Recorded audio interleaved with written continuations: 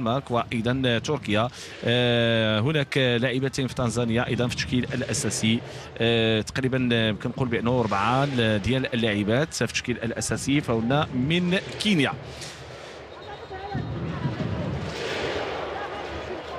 حنان ايت الحاج، المعطيات الجديده خاصه الاحتراف ديالها ديبورتيفو لافيس غادي يخلي ان المعنويات ديالها تكون مرتفعه، ونتمنوا لها كل التوفيق في المسار ديالها الجديد. حنان ايت الحاج واحده من اللاعبات المتالقات رفقه فريق الجيش الملكي. مرابط تمريره في العمق، محاوله ممتازه. ساكنه أزراوي كتنطلق دخول داخل منطقه جزاء سديده. ساكنه أزراوي المنتخب الوطني المغربي أول هدف في كأس الأمم الإفريقية من أقدام مغربية.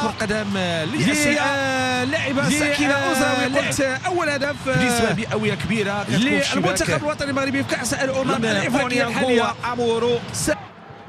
الاستعداد للتعامل مع هذه الكرة داخل منطقة الجزاء، رأسية من سكينة. هدف والهدف الثاني في اللقاء، هدف ثاني في اللقاء، وياتي الهدف هذه المره عن طريق مريم عتيق. 2-0، بدايه موفقه. كره من ركنيه يتم استثمارها براسيه جميله، راسيه بديعه مريم عتيق. الكيفيه من سكينه من أزراوي، تعود مره اخرى تمريره من حنان ايت الحاج، راسيه بديعه، جول جميل رائع موفقة. المنتخب الوطني المغربي النسوي يحلق عاليا في سماء الرباط، بل انه يبدع، بل ان اللاعبات يقدمن عرضا كبيرا، يقدمن عرضا رائعا جميلا. هن المميزات، هن الرائعات في 1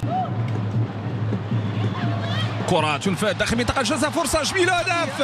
الهدف الرابع، بداية موفقة، تمريرة عرضية ابتسام أجريدي كتمكن من وضع الكرة في الشباك. ثاني أهدافها في كأس الأمم الإفريقية الحالية، لعبت بشكل ممتاز، تمريرة عرضية.